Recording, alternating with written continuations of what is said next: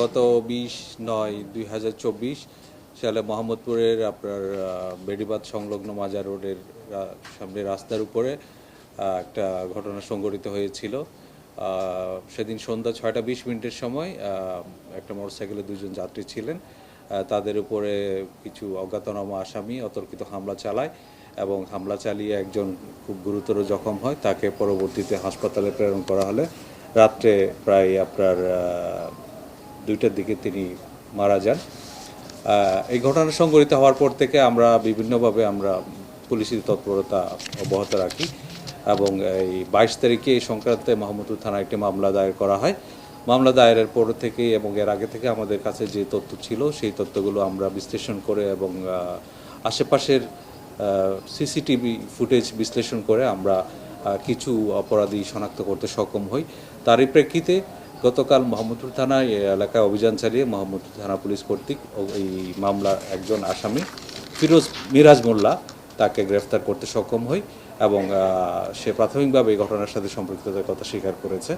আমরা জানি যে যে বিচ্ছিন্ন ঘটনাগুলো ঘটেছে সেখানে পুলিশি তৎপরতা আমরা যথেষ্ট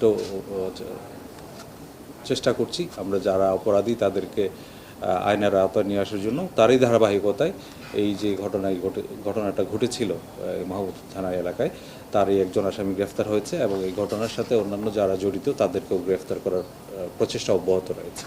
গাজীপুরের কাশিমপুর জেল থেকে পালানো ঢাকা বিশ্ববিদ্যালয়ের ছাত্রী হত্যার যাবজ্জীবন সাজাপ্রাপ্ত আসামি মজনু তাকে আমাদের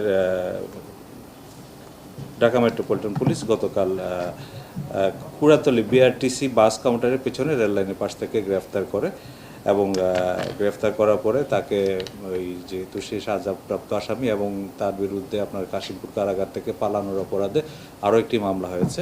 পরবর্তীতে তাকে কাশিমপুর কারাগারে হস্তান্তর করা হয়েছে। অবৈধ অস্ত্র এবং বিভিন্ন বিষয়ে আমাদের পুলিশি অভিযান চলছে।